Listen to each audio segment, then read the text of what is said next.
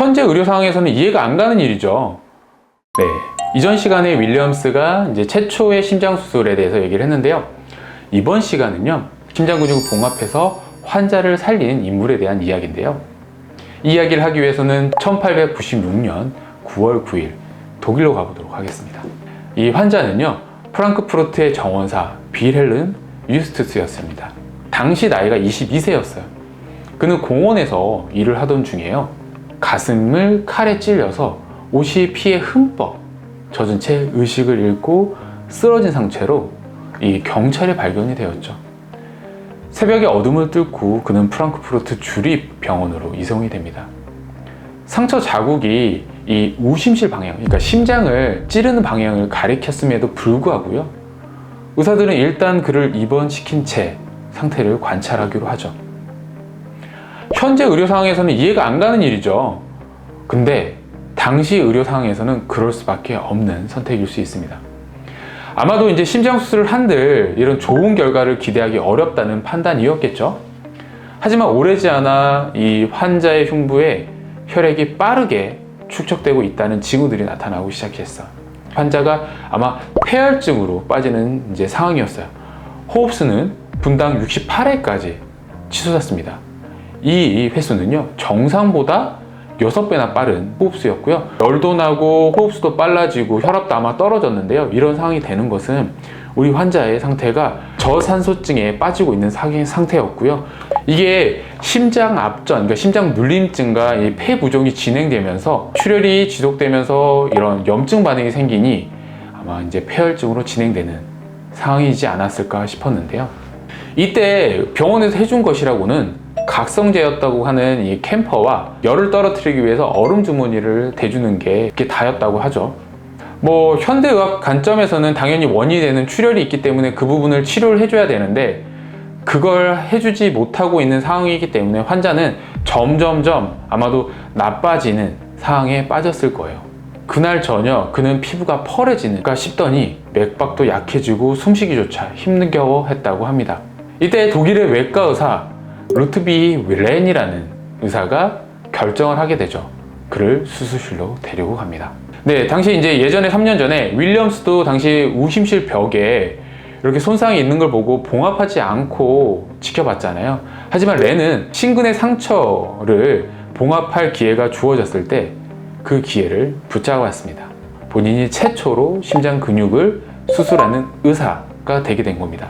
네, 수술 과정을 기록을 좀 보게 되면요, 유스투스의 이 4번째, 5번째 갈뼈 사이 공간을 이 유두선을 따라서 한 14cm 이제 가량 절개를 하게 되죠.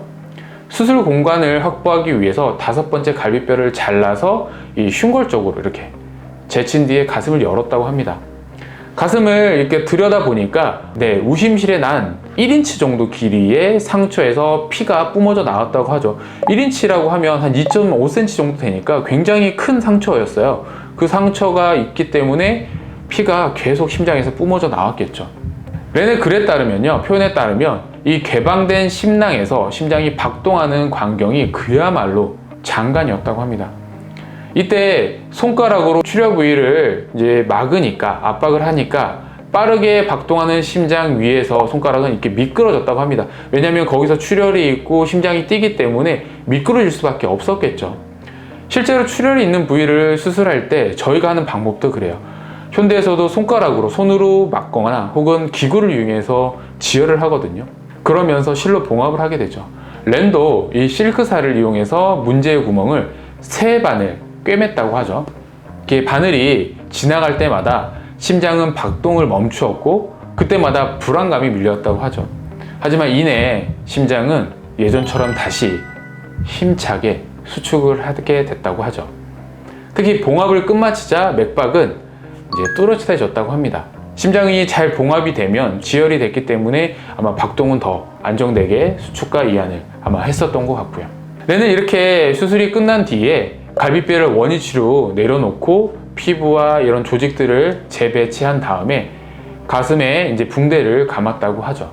하지만 1896년도 이 멸근뼈이 보편화된 시기가 아니었기 때문에 죽음의 시는 보통 이 큰 낫 대신 체온계를 들고 다녔다고 이렇게 표현을 합니다. 이 말은 수술을 통해서 사망을 하는 것이 아니라요, 이제 감염, 염증으로 사망을 한 거죠. 그래서 대부분이 수술 후 감염으로 사망을 했다는 겁니다. 수술하고 나서 열흘이 지났을 때 유스투스의 체온이 갑자기 섭씨 40도까지 상승을 했고요. 가슴의 상처에서 고름이 새어났다고 하죠. 수술실로 가서 다시 감염 부위에 배농을 실시했고, 당연히 배농이 잘 돼서 아마도 이전에 코니 씨도 그렇고 이 유스투스도 그렇고 20대 초반이었기 때문에 잘 견뎠던 것 같아요. 당연히 열도 금세 내리고 상태도 호전되었다고 하는데요. 이로부터 일주일 뒤에 퇴원을 해서 집으로 돌아갔다고 합니다.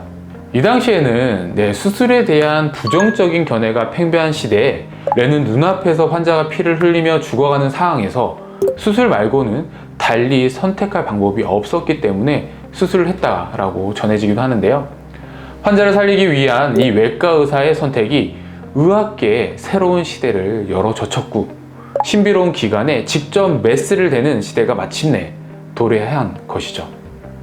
1907년 학회에서 레는 전 세계에 실시된 120건의 심장수술을 분석한 결과를 발표를 했는데요. 그 중에 40%가 성공적이었다고 하죠. 이는 심장수술이 보편화되기 이전 시대와 비교를 했을 때 사망률이 4배가량 이제 개선된 수치였습니다.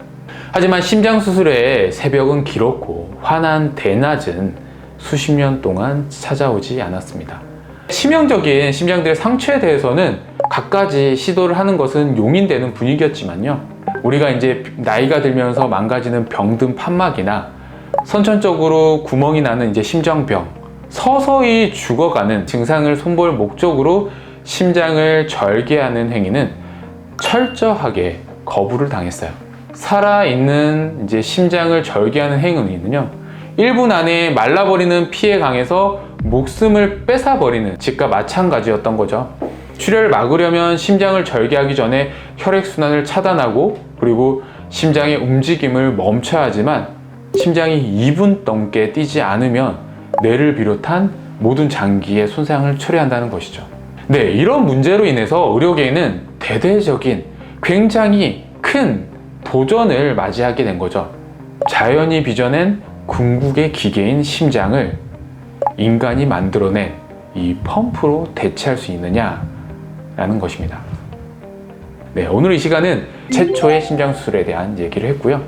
그렇다 그러면 이제 진짜 실제 심장을 열고 망가진 혈관을 고치고 망가진 판막을 고친, 혹은 구멍이 난 심장을 이제 막아내는 이런 수술은 어떻게 진행을 하게 됐는지에 대한 이야기는 다음 시간에 진행하도록 하겠습니다.